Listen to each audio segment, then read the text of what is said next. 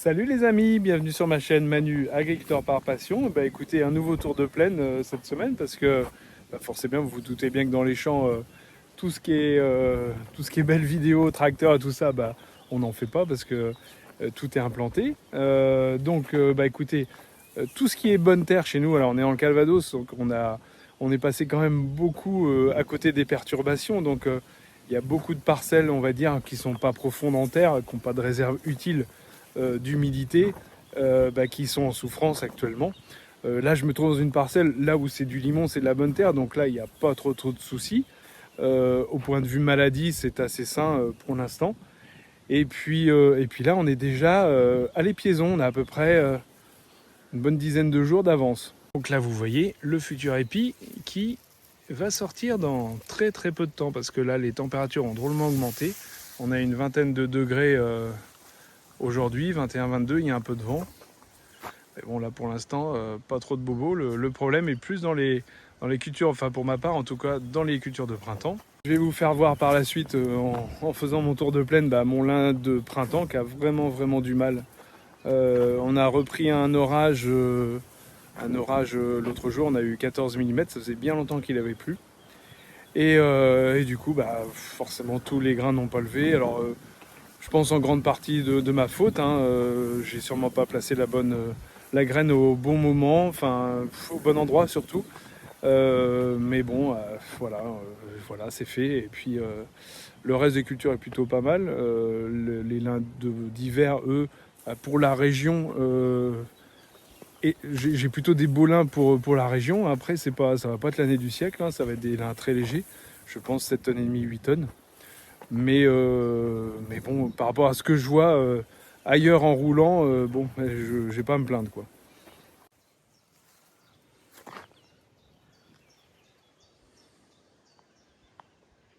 Bon, vous voulez voir une erreur que j'ai faite au moment du SMI. Eh bien, écoutez, les conneries n'arrivent pas que chez les autres. J'ai mis un big bag de blé de 600 kg pour à peu près 1000, un peu plus de 1000 mètres carrés. Donc ça fait, vous imaginez la densité, quoi, c'est colossal. Eh bien, écoutez, voilà le blé qui est juste derrière moi. Bon, vous voyez, il est, euh, il est quand même hyper dense. Donc, alors lui, par contre, il a un brin de maladie. Et ce que j'ai peur, c'est qu'il verse, parce que vous voyez, il a du mal quand même à. Alors ça a pris un retard monstre par rapport à l'autre variété, vous voyez, qui se met à côté et qui là est en pleine épiaison. Là, nous, je pense que la dernière feuille est à peine sortie. Et donc vous voyez l'erreur. Alors bon, au compteur de rendement, je vous dirai jusqu'au bout ce que ça fait, mais bon, vous voyez, c'est quand même pas terrible. Pour être honnête, je m'attendais même à pire. Je pensais que tout allait tomber bien plus tôt que ça. J'ai voulu passer un petit coup de déchômeur. Après, j'ai laissé tomber parce que des fois, on fait plus de mal que de bien. Et ça, c'est le souci d'avoir confondu, je sais pas pour quelle raison, les grammes et les kilos. Quand j'ai rentré, vous savez que sur le semoir, c'est un doseur électrique et j'ai dû me tromper dans la virgule. Je vois que ça, parce que d'habitude, il est quand même super précis.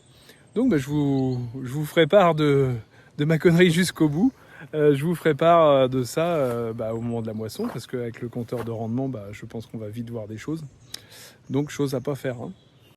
Bon là on arrive dans le champ de pommes de terre. Écoutez, là je pense que le petit coup d'eau des 14 mm lui a fait du bien, parce que vous voyez derrière moi, on commence à voir les rangs.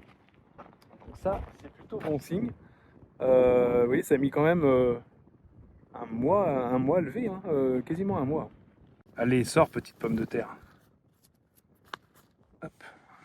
Bon là j'ai pas fini, hein, si je fais tout le champ, hein. Ouais, vous voyez, toc. Donc là je vous rappelle, elle a été plantée à 19 cm sous la butte.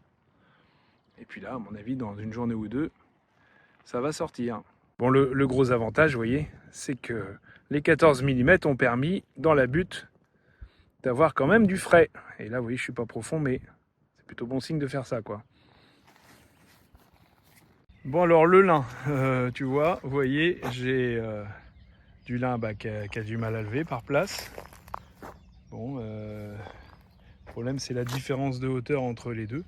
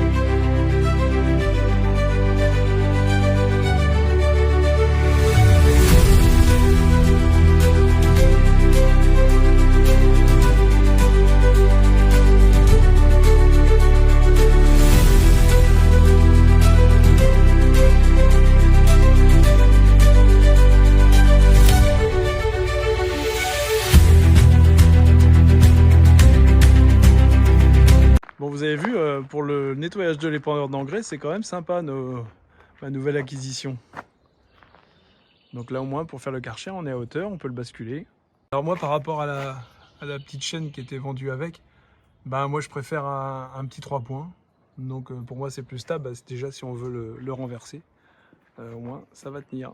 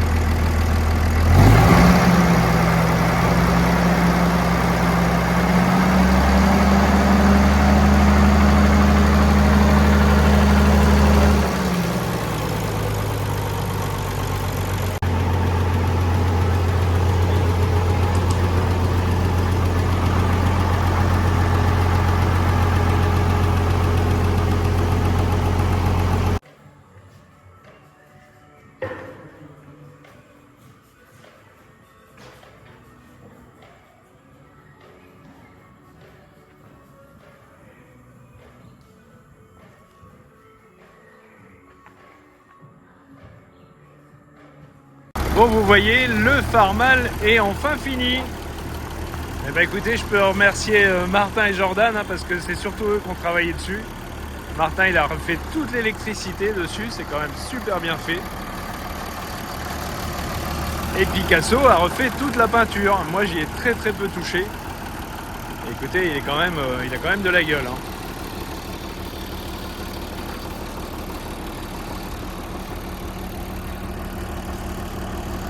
On a même retrouvé le siège d'origine.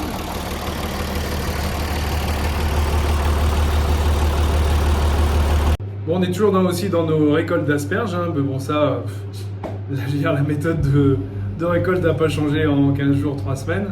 Et puis là on a encore, je vous dirais, on a encore 15 jours, 3 semaines de récolte à peu près. Puis après on va décider d'arrêter au moment où on commence à avoir des plus petites asperges, tout ça. Bon, on ne veut pas tirer trop sur le plan, parce que plus on va tirer sur le plan, plus forcément la durée en terre va diminuer, quoi. Donc moi c'est en bio, donc ce que je vais essayer de faire, c'est de le faire durer au moins 10 ans, quoi, ce qui serait pas mal. Donc voilà. Et écoutez, moi les amis, je vais vous souhaiter une bonne semaine, ou deux bonnes semaines, je sais pas encore, vu ce que je vais avoir à vous dire, mais à mon avis pas grand chose. Et puis voilà, et puis de l'eau pour ceux qui en manquent, comme beaucoup je pense en France.